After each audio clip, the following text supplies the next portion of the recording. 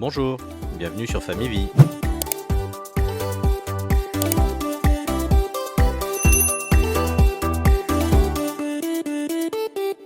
Bonjour à tous. Avant de commencer cette vidéo, on voulait vous raconter une petite histoire. Ce trajet entre Bordeaux et Loudéac, ce n'est pas juste 500 km d'autoroute. Pendant plusieurs mois, il a fait partie de notre quotidien. On l'a parcouru tellement de fois qu'on connaissait presque chaque partie, chaque aire de recharge et même les cafés d'autoroute. Bon, certains étaient meilleurs que d'autres. Mais la vie évolue. Notre organisation familiale a changé et aujourd'hui ce trajet fait désormais partie de notre histoire. Alors, avant de tourner cette page, on avait envie de lui rendre un dernier hommage en répondant à une question que vous nous posez très souvent. Est-ce qu'une voiture électrique qui approche des 100 000 km est encore capable d'avaler un long trajet sereinement ? Ou faut-il forcément investir presque 2 fois plus dans une voiture beaucoup plus récente ? Parce qu'au final, les fiches techniques gagnent souvent sur le papier. Mais sur la route, l'histoire est parfois bien différente. Pour que cette comparaison soit la plus honnête possible, on s'est imposé quelques règles. Même conducteur, même itinéraire, même vitesse, 110 km/h au régulateur. Mêmes arrêts, même bande de recharge et seulement 2 semaines d'écart entre les deux essais. Même route, même météo, ou presque. Même façon de conduire.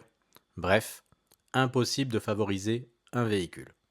Enfin, sauf si Judith avait secrètement décidé d'alléger le Niro avant le départ. Raté. J'ai même laissé les miettes du dernier déjeuner. Bon, maintenant que les règles sont fixées, regardons ce que prédit le calculateur d'itinéraire. Et surtout, voyons si la route est d'accord avec lui. Comme pour la plupart des automobilistes, on commence par Google Maps.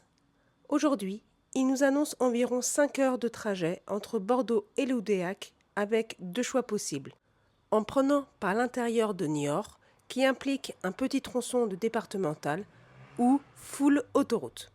Mais attention, ce temps correspond à une circulation normale, sans tenir compte des recharges ni même des pauses. Autrement dit, c'est une excellente référence, mais pas encore un trajet réaliste en voiture électrique. Pour un véhicule électrique, il faut aller un peu plus loin. C'est là qu'intervient ABRP. Lui va prendre en compte la consommation, les vitesses, les recharges et l'état de la batterie. Il est donc capable de construire un trajet beaucoup plus proche de la réalité. Il y a quand même un détail important. Toutes ces simulations ont été réalisées aujourd'hui, en plein été, avec des températures idéales. Or, notre essai, lui, a été réalisé au mois d'octobre. Alors, plutôt que de vous montrer tout de suite les prévisions d'ABRP, on va d'abord reprendre exactement le trajet que nous avons réellement effectué en octobre et voir ce qui s'est passé étape par étape. Et ça change beaucoup de choses. Une batterie ne réagit pas de la même manière selon la température. La consommation évolue, la vitesse de recharge aussi. C'est justement ce que nous voulions vérifier sur le terrain. Cette fois, c'est parti.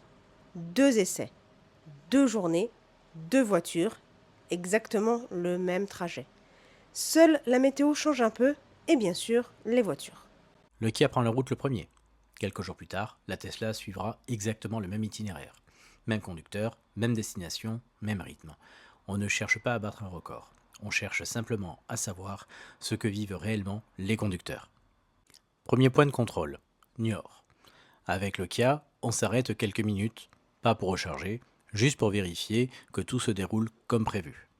Quelques jours plus tard, avec la Tesla, même constat. Tout est conforme, cette fois une simple photo et on repart immédiatement. Jusqu'ici, aucune surprise. Les deux voitures sont parfaitement capables de rejoindre Nantes sans difficulté. La Kia, qui a 5 ans, casse déjà le mythe du véhicule obsolète. C'est ici que les choses deviennent intéressantes. Les 2 voitures doivent charger, mais pas du tout au même rythme. Avec le Kia, on profite tranquillement de la pause déjeuner. Le temps de manger, le temps de prendre un café, et forcément, les mauvaises langues commencent déjà à nous expliquer qu'en thermique, il serait reparti depuis longtemps.